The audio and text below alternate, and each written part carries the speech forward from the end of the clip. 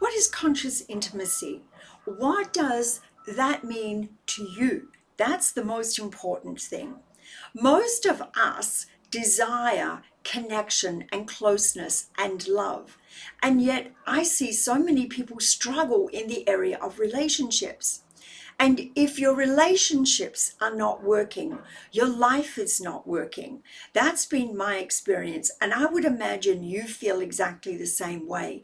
Nothing is more painful than when we feel completely out of sync or something goes really sideways in a relationship or relationships that are important to us. And knowing how to get things back on track when they've gone off track is one aspect of relating. With conscious intimacy and conscious relating, we also dive into the area of bringing more awareness to our relationships on an every moment to moment basis so that we run much less of a risk of our relationships going off in the ditch. And if they do, we have all kinds of skills and we have modalities to bring into play to help us realign with our partners, with ourselves, to know what is going to be in everybody's highest good. So what is your desire around relationship? Because this is my area of specialty. I'm all about relationships, mine and definitely other people's. It's my intent to help people have more loving, more connected, more sustainable, more fulfilling long-term relationships. Short-term, if that's your choice, also possible. But it's really about how we keep our long-term relationships alive and vibrant and viable. And what do we do if we notice that we're starting to go into a phase of boredom, or we're starting to feel resentful, or we're starting to feel taken for granted? There's a lot of small things that happen along the way. And what I would say is this, what I notice most in people's relationship by the time they do come to me, if we trace back, there was some small things that happened quite often that one or both of them just decided to ignore, to put under the rug. They thought it wasn't a big deal. They didn't want to make waves. They didn't want to seem like they were being difficult or complaining.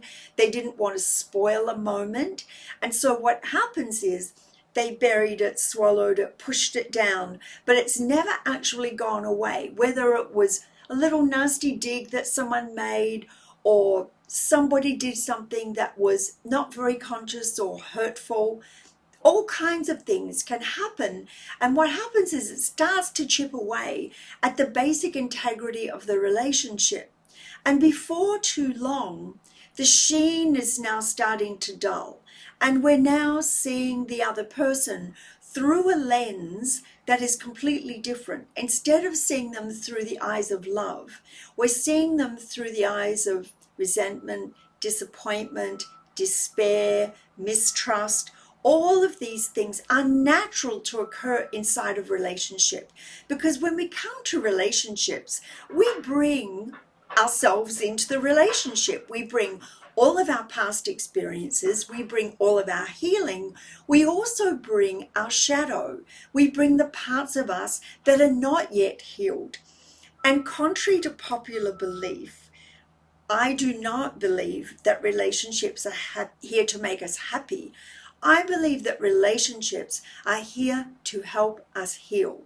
And they're also here for us to experience love and joy and connection and deep, intimate bonding, as well as getting triggered, getting angry, getting upset, feeling hurt, disappointed.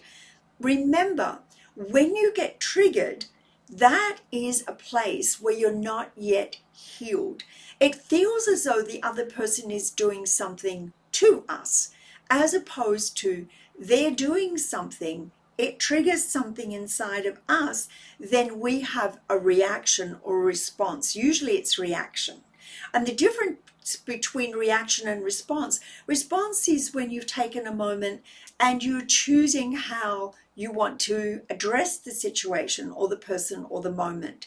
Whereas a reaction tends to be like when the doctor hits your knee with the hammer and your foot flies out. So a lot of times in deep, intimate relating, we get very reactionary because we feel defensive, we feel attacked, then we defend, or we feel that the way to make our point is to start sentences with you and a pointing of a finger, even if it's not strictly speaking your actual finger. When you make statements that start with you, a lot of times it is rather coming from a parent to a child. You should, you shouldn't, you don't, you do.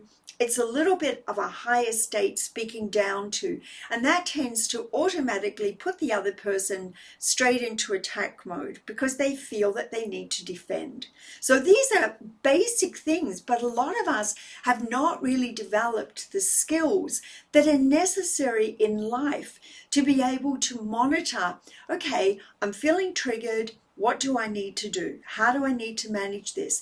That does not mean that you don't communicate with the other person. That does not mean that you swallow things, that you take responsibility for other people's behaviors and words and what they're doing. What it means is that you take responsibility for your part. So you come to the relating in a very clean, pristine way. And that means understanding and doing some work on your boundaries, on limits, on learning how to say no, and also understand that a lot of fear might come up when you do that. There's a part of you wants to set a limit, but a part of you that doesn't want the consequence of the other person getting upset or angry or perhaps even threatening to leave. So these are a lot of little windy roads that we can go down in relationship.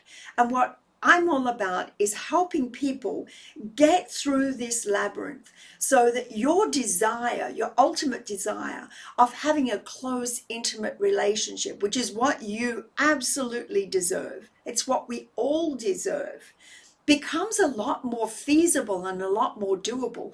Once you have a tool bag with all kinds of skills, you've got a repertoire of things that you can draw upon to deal with situations that might be challenging.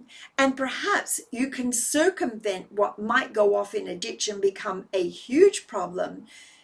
You deal with it here and now. You have a special way of doing that, whether it's creating sacred space or conscious communication. All of these different modalities work 100% of the time. Of course, you can't be responsible for someone else's willingness to participate, and you have to be responsible for knowing when someone is actually being counterproductive. And if they're not in a space where they can communicate in a respectful way, then maybe you need to table this and come back and reconvene. So that's a little from me. I'm sending you love and light. Don't forget to go to my website, which is bellamarielane.com. You can also find me on Instagram at Bella Marie Lane, or Facebook, which is Bella Marie Lane Heart Wound Healer. And Marie is spelled with 2 E's. So it's Bella, B-E-L-L-A, Marie, M-A-R-E-E, Lane, L-A-N-E. Thank you so much for listening. Comments, welcome. DM me, send messages. I'll get back to you all, I promise. Mwah. Love for now. Bye.